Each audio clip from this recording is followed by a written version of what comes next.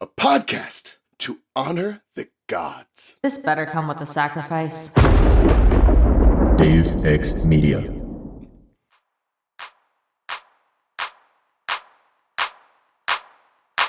The bits.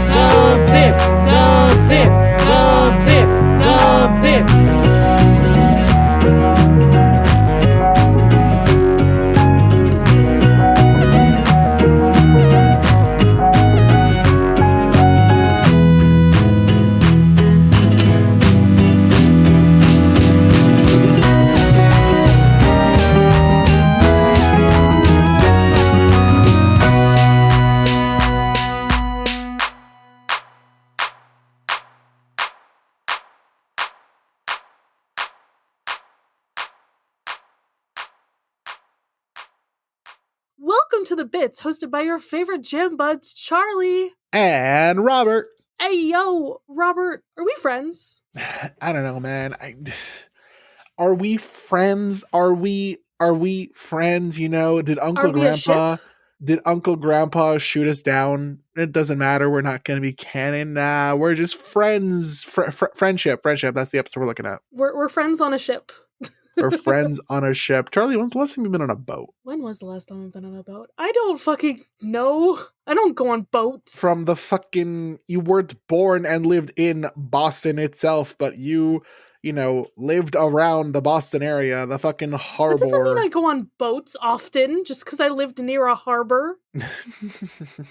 Is that not the purpose of being born in Boston, in like the Boston area? Do you think I also dumped tea over the harbor as well? I did. Do you think that? It was fun. I went to one of those it's an interactive, you pretend to throw tea over the harbor kind of thing, over like the boat side, to learn about the Boston Tea Party. It was fun. It was great. You also like role play that you were a protester. It was fun. As long as you didn't culturally appropriate Native Americans while doing it. I did not, which is a good thing. Okay, hey, you know what? Boston's good. Boston's known for two things: throwing tea over the harbor and being gay. Like being the birthplace of being gay in America. Are you gay? Is Boston the birthplace of that? Massachusetts is the first state to legalize gay marriage. That's the joke I'm making. Yeah, it is. It's the first one to legalize it. I don't know. My brain is just like, which is gayer, Boston or like LA? It's hard in my brain to figure that out. But you know what's not hard to figure out? That we're covering today, Season 2, Episode 15, Friendship, which premiered on July 17th, 2015. Before we proceed, hey, Charlie, did the postman bring us any post? The postman did not bring us any post today. I mean, unless you count the email I got from DashCon 2 saying, panel applications open now. So, hey, I'm trying not to mention it because, hey, I don't want to jinx it anymore, but at the time this is being recorded, I have officially submitted our panel application for DashCon 2, and it's up to the fates. It's up to the wind. Let's see what it's going to be like. You know what? I've been making more posts on Tumblr. Honestly, listen, I do not make a lot of posts about our actual podcast, but I do just reblog Steven Universe stuff. So, if you post about Steven Universe, there's a chance that I will see it and I will reblog it on Tumblr. Because I think it's cool. You can get reblogged by thebitssupod at our .tumblr.com. I almost said ad. I'm like, no, that's not how Tumblr works. I have to remember how Tumblr works because I don't. Damn meme page. I feel like I should make a Tumblr just to like really be like, hey, you know what? You don't have a Tumblr? For the damn meme page, I don't. Meme page? I have my personal Tumblr. Excuse you. I know you have a personal. I follow you. Yeah, and I follow you. And I don't really, I occasionally go on Tumblr nowadays just to be like, okay, let me look, and we're done. And it's mainly a lot of shit posts, but also sometimes one of the things that made me sad was looking through my Tumblr following list and being like, oh, this is the people I used to follow like 10 years ago or whatever, and seeing last seen 6 years ago, last seen 4 years ago, last seen 5 years ago, last seen, and I'm like, oh man, that sucks. I just vibe on Tumblr. That's all I do is I just vibe. I just repost fandom things. And I updated our banner, so now it's the cute fan art that I made of us. Oh, we're going the bits. Yes. Hell yeah. Because I like it. We need to get you a Cookie Cat hat in real life, though. Cookie Cat. He's super duper yummy. You know what? It wouldn't be that difficult for me to be convinced to wear a Cookie Cat hat for most of the, if not the rest of the winter. My gym bag, I think I've said this on the podcast, is my cheeseburger backpack. As it should be. You know, it's either you get that or you get the hot dog duffel bag. So Yeah. And you know, this is if you are someone who's always worried about their health or their fitness and wants to go to the gym, but also worries about what other people think of them, motherfucker, I go to the gym with a cheeseburger backpack and no one has said anything to me. No one will care. If you want to go to the gym, just go to the gym. I want someone to say something to you, but they'll say like, "Oh my god, I love your Steven Universe backpack." I want them to say that. And then I'll be like, hey, do you know that I co-host a podcast about Steven Universe? And then I'll have to burn down the whole gym because then people will know. I would be so scared to bring my backpack just because mine is signed by the Crystal Gems. Yeah, casual flex. If there's no mail and we're done doing our little shit posts, I say we talk about the episode. We are a shitpost. That's what this podcast is. Thank you. We are the Crystal shit posts. Well, this episode, it starts kind of like in media res. We're just like immediately in it to win it. We're kind of in Peridot's point of view for the first like few seconds, where she's trying to, you know, fix the warps. It's broken beyond repair because of what Garnet did. And the gems have just found her. They warp to the, you know, the big sea warp, and Steven's like, yeah, we have a way of tracking you that we're not going to tell you about. Ooh, we're so cool. Nah, nah, nah, nah. And you know, he taunts her and he's like, even if you ask nicely, we'll never tell you. Peridot shoots at them. They all duck and the blasts hit the rock instead, which causes it to fall on the crystal gems. Steven, is this the first time we're seeing him summon his shield since Uncle Grandpa? No, it's not. It's not. It's definitely not the first time. No, I refuse to believe say Uncle. Because no, he did it in Sworn to the Sword. Right, yes, because he'd protected Connie from the hollow pearls. I remember. Okay, good. Yes. Because I was trying to remember for a second. I'm like, I'm not giving credit to Uncle Grandpa right now. Do not let the podcast give credit to that right now. Don't worry, bro. None of this is canon. It's really funny to think about that episode every now and then and being like, how it's such a shitpost unimportant episode, and yet it's also a very important episode. By next season of the podcast, I hope to never mention that episode ever again. I'll be sure to mention it at least once a season. It will no longer be relevant. I'll be sure to mention it at least once a season. It may not be canon, but it's canon to me. No. Also, while this whole back and forth is happening, Pearl is just like talking over the other gems. She's just like, we're gonna get you, Peridot. Prepare to be, you know, annoyed. To be fair, she's projecting a lot because still Garnet at this point does not, I guess, doesn't, I mean, Garnet still likes her, I guess, to an extent. And like, they're still friends. She's still just pissed. Yeah, they're like not really, they're not talking. She has not officially forgiven Pearl. So they're working together, but they're not on like real speaking terms otherwise. And Pearl's just, she tries to lunge at Peridot, and it is just like, it does not go well because Peridot still has the magical tech things that just can freeze you, apparently. Yeah. She throws Pearl, she messes up the crystal gems, Steven's shield is gone. It's gone! And listen, Peridot is in peak gremlin energy right now. She does like a little handstand with her little weird digit fingers.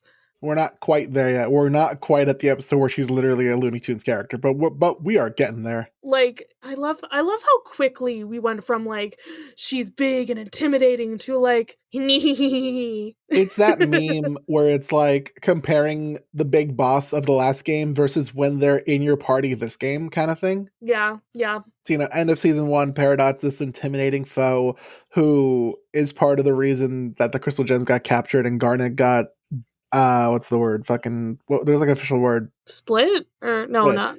Well, and how Garnet like split. And now she's just a gremlin and she gets only more gremlin, even though she's kind of one of the more powerful gems currently on the planet. No, she's not though. Is she not? Like we don't find that out till later that like currently she can't tap into that power, but right now she's technically one of the like strongest people on the planet right now. I mean, out of the only gems that are on the planet, they're all pretty strong. compared to like the cluster, I guess. The cluster, But oh man. I think she's probably, the lowest of the 6 gems that are on the planet. We've got Ruby, Sapphire, Amethyst, Pearl, Jasper, Peridot, and and Steven. Stephen. So she's probably the lowest of all of them, sadly, in terms of power. For a second I wanted to be like, what about Bismuth? I'm like, nope, she's in the lion dimension. I forgot about that. Bismuth is like below the line of anything else. But she's down to get to Bismuth. Anyway. Peridot ends up like, flinging herself, and Pearl and Garnet go to try to like catch her, and like, Pearl just like pushes Garnet out of the way, and so neither of them do, because instead she's got her little helicopter fingers going, and she escapes. She even does the nya back to Steven and warps away. So Pearl and Garnet, they walk over to the warp pad, and Steven's like, at least Pearl's more optimistic. And Amethyst is like, listen, even if they catch Peridot, I don't think Garnet's going to forgive her ever for fusing into Sardonyx. The crystal gems, then they warp into a derelict ancient gem colony ship, like directly into the ship. And Pearl is like, well, Peridot's almost out of options, and she's cornered herself on the ship. Steven wants to ask about something, but Pearl interrupts and assumes that he wants information about the warship. And so she explains that long ago, the gems used ancient vessels to fly to Earth before the warp system was built. And Pearl was like, hey, the ships were abandoned here in favor of the warp pads. Using them as means of transportation off the planet is impossible. I forget why universal warp pad teleportation is not a thing. Because they do it later in future. I think they might not have just had that capacity just yet. Like, remember, this is only a half-baked colony, so they only had like the main warp back to Homeworld, right? Okay. as their way back, besides the ships. So, right. Okay, now I remember. I think they just hadn't built that yet. Did you mention how they're tracking her? Oh, I did not. But how are they tracking her? They're using the little escape pod that Steven found. They're using that to track whenever she warps. Apparently, Pearl's doing that. Yeah, and she's very excited about it. So, they go into this little spaceship, which will be more important later.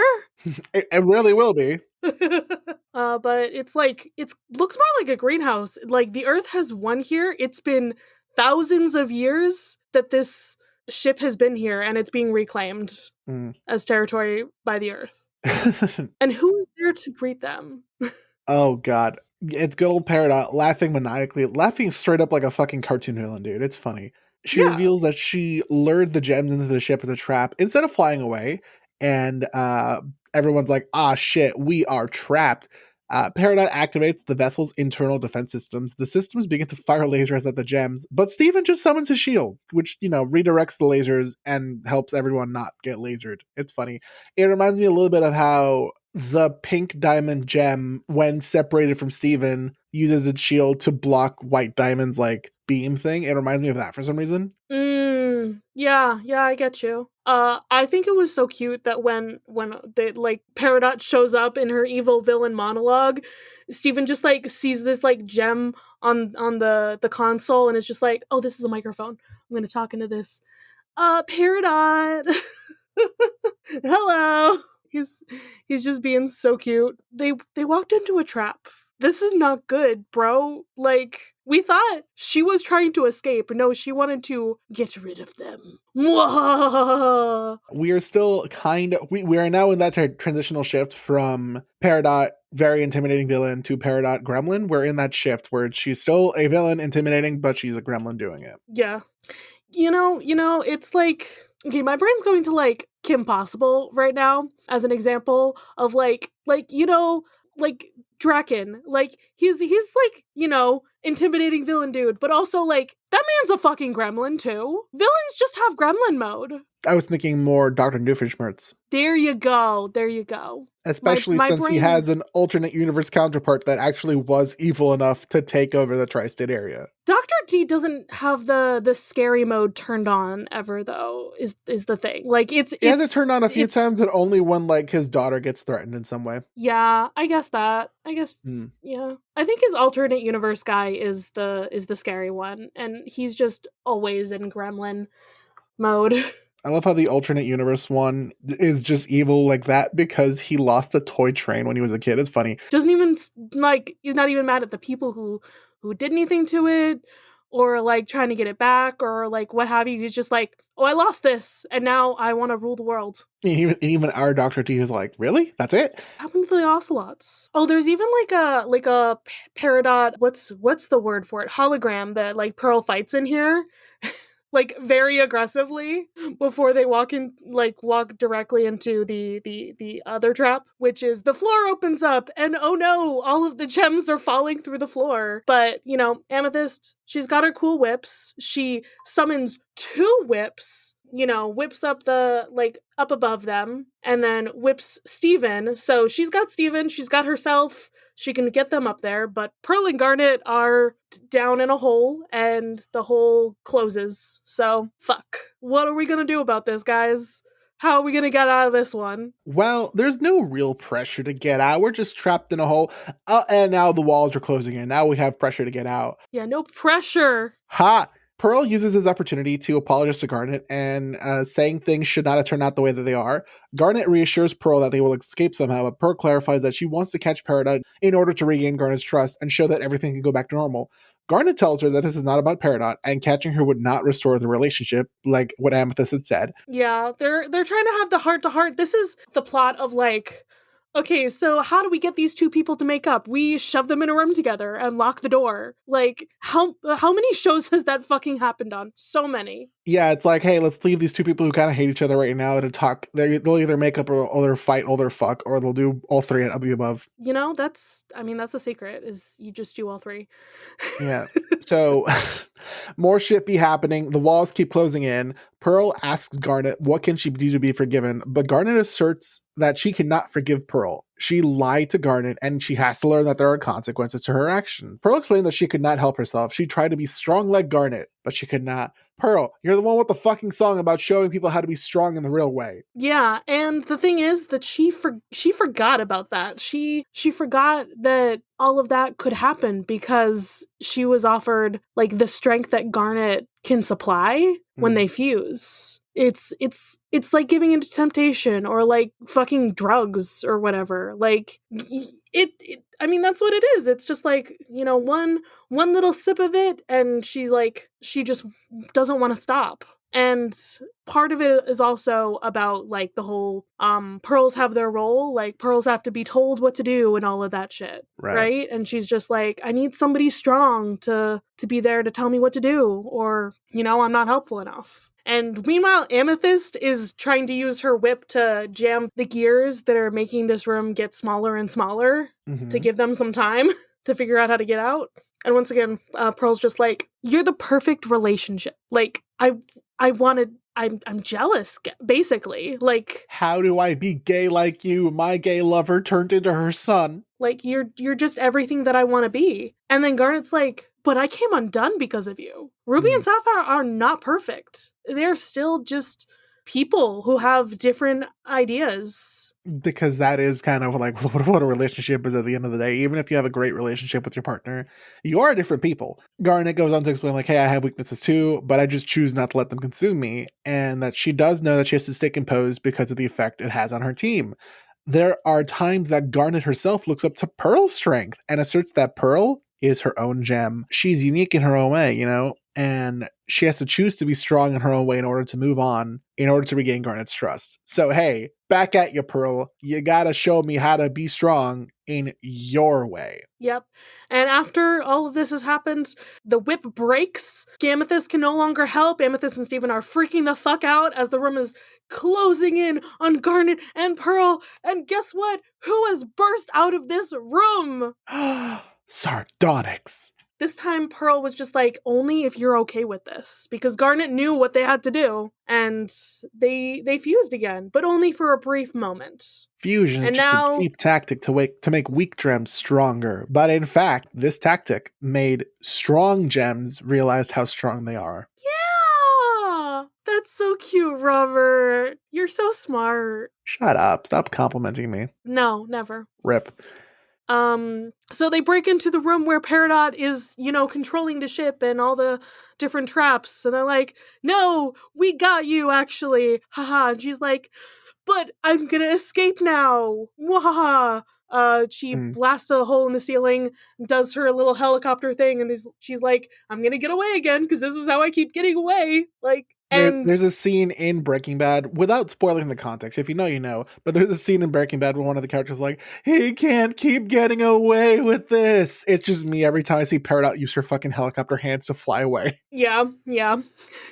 And then this is where she's calling them clouds and everything, and Steven's just like, I'm just gonna, hold on to her leg. Yeah. Because she's going in slow motion as she's dialoguing to them and being like, ha, ha, ha. So he grabs onto her, Amethyst grabs onto him, Pearl grabs onto Amethyst, Garnet holds Pearl's leg, and it's like, let go! Get away! She tries flicking Steven's face. Yeah, which does not work. And so the way, God, I love how they do this. They have, because they're limb extenders, expansions, whatever the fuck they're called. And I believe she's called them that before. So naturally, limb enhancers, that's what they're called. So she can just detach her leg and now she gets away. Yeah, I think this is like the first time we really get confirmation that they can be detached, I guess. So only the boot part comes off, and it's just like, wait, where's her foot? Now she just has no foot, it looks like. But it's just because her legs are so tiny. She's gremlin. And she gets away, but she's just like, you'll never get away with this. Just you wait, I'll get you next time. And Pearl's like, yeah, next time, we'll get the rest of her. And Garnet ends with the joke. It's a good step forward. Oh my God. You gotta love, that's one of my favorite genders. Just like stoic, straight-faced characters say something funny. My favorite thing. Favorite joke. Favorite gender. Favorite gender. It's also my gender. I understand this. Garnet is also my favorite gender. Garnet is the best gender. And that's how the episode ends. Hey, Charlie. Hey, Robert. Mayhaps we go to the Crystal Temple for some Crystal Temple trivia. I'm already there, Robert. I'm already ready.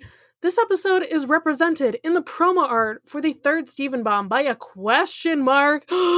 This was also done with Chillatide, which was the final episode of the second Steven Bomb. Steven has become more efficient in battle. He summoned his shield 3 times, 2 of which were larger versions. However, Steven became fatigued after doing so. Pearl is more proactive than usual in her attempts to catch Peridot in order to regain Garnet's trust. When Peridot first fires her arm cannon, she is knocked back and briefly stunned, implying she does not use it often and is inexperienced in combat.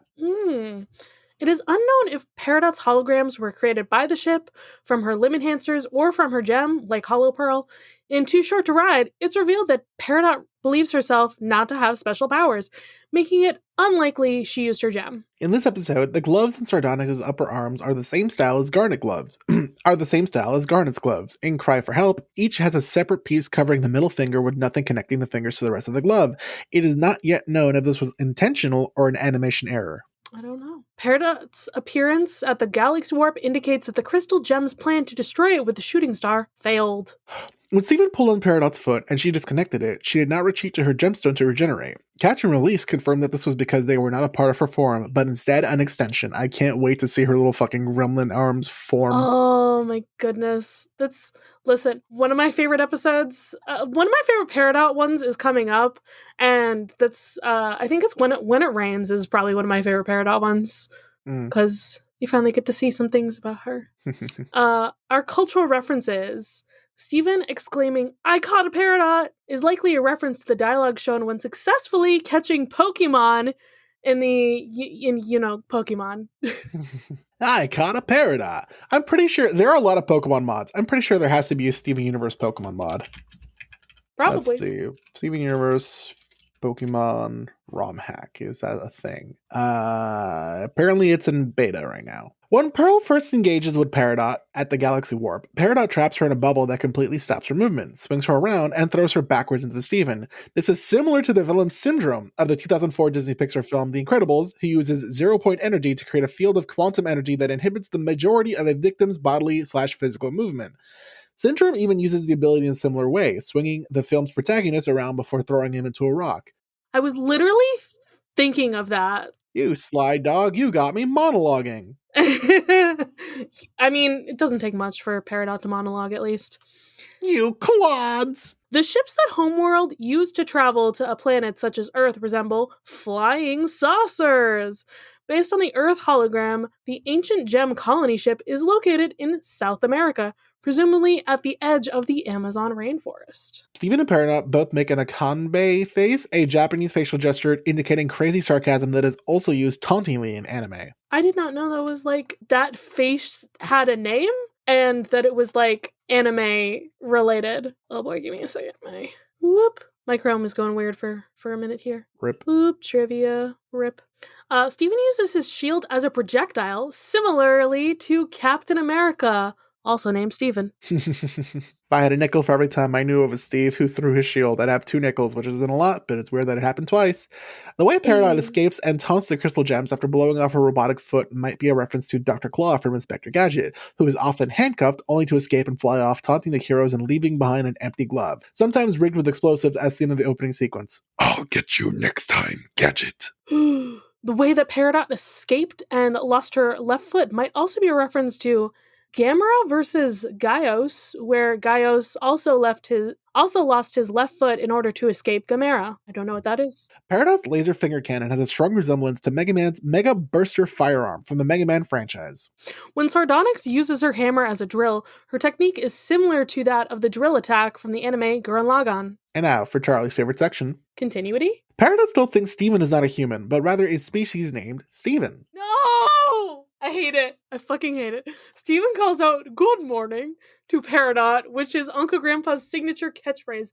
This may be a callback to Say Uncle, though the episode is not canon. Don't worry, bro. None of this is canon. Garnet is still upset at Pearl from Cry for Help, but their conflict finds resolution by the end of this episode, marking the end of the story arc. Garnet refers to the events of Keystone Motel, in which Ruby and Sapphire unfuse. Most of the warp pads at the Galaxy Warp are still inactive, and the Homeworld Warp is still destroyed. Either the Crystal Gems decided against using the shooting star to destroy the Galaxy Warp, or the plan failed. Pearl's quote hinted that there are or were other pearls. Peridot confirms this in Back to the Barn. Amethyst uses the same attack in Marvel Madness when she says, "Destroy!" When Garnet tells Pearl that she must understand what to do herself, rather than to be told by Garnet, Rose, or Steven, her mentioning Steven could be due to Steven encouraging Pearl in Coach Steven, as well as the fact that Pearl constantly sees Rose in him. This is the second episode in which Pearl and Garnet fuse, the first being Cry for Help. Garnet saying she struggles to stay strong may be a callback to Jamie's lament about his play in Historical Friction. And finally, the way Steven laughs and says foot joke is similar to when he says fusion joke in Cry for Help.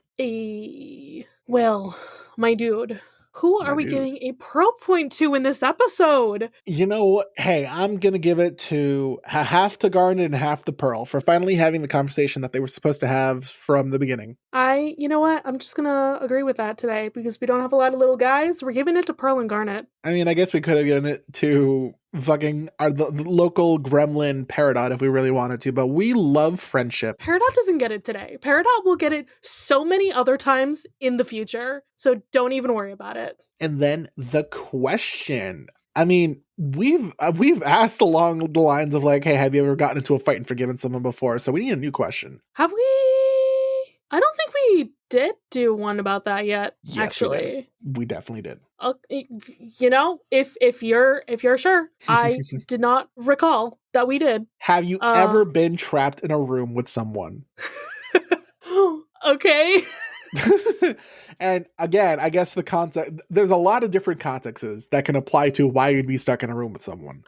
I'm going to keep mine PG and say, yes, I've been stuck in a room with an old friend who we had a big argument and then we just stopped talking. Oh, I don't think I've ever been trapped in a room with anyone. Not even like trapped by, what's that Phineas and Ferb joke that's like, Penny the Platypus, you are now trapped by societal conventions to not make a mess in a public diner. Well, if we're just talking about being trapped by societal conventions, I think that's just any time that I've gone to a family gathering and I'm trapped there.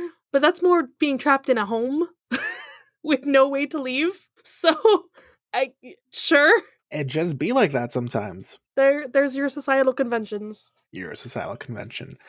All right. I guess I am.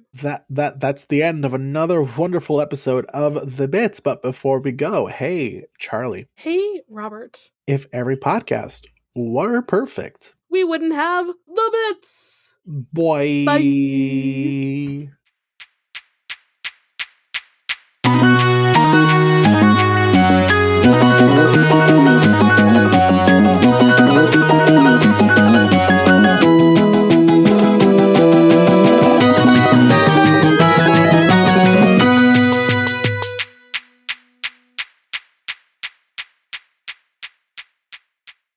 You can follow this podcast socials at thebitssupod on Instagram and Tumblr.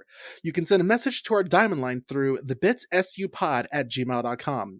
If you'd like to support us financially, join us at our Patreon, patreon.com/thebitsu. By becoming a patron, you can join the Deus Ex Media Discord server, where you'll be able to chat with us and other listeners about Steven Universe, or whatever else. Our $5 patron tier also gets you access to Steven's Room, our monthly bonus show.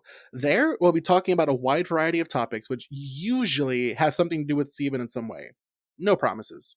You can check out our merch store, The Bits SU, on Redbubble to find custom designs made by yours truly. Or if you cannot or do not want to support us financially, we'd really appreciate a rating, a review, or even letting your friends and followers know how much you love the podcast. It really helps. Our music was written and produced by Jason Hilton. You can find him at Negative Selections on Instagram. You can follow me, Charlie, at GreenPixie12 on most platforms. I also have an art Instagram at GreenPixieDraws. You can find me, Robert, at the Damn Meme Page on Instagram, Twitter, TikTok, and Blue Sky.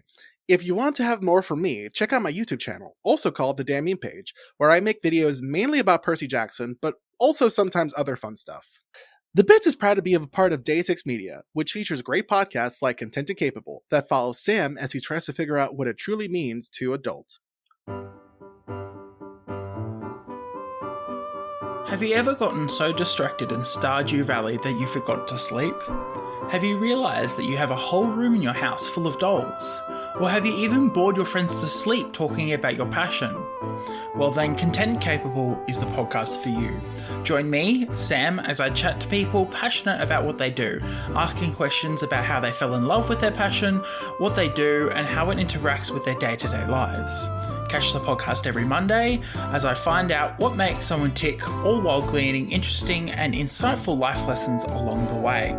There'll be laughs, a bit of crying, a whole lot of conversations, and we learn just a little bit more about the world around us.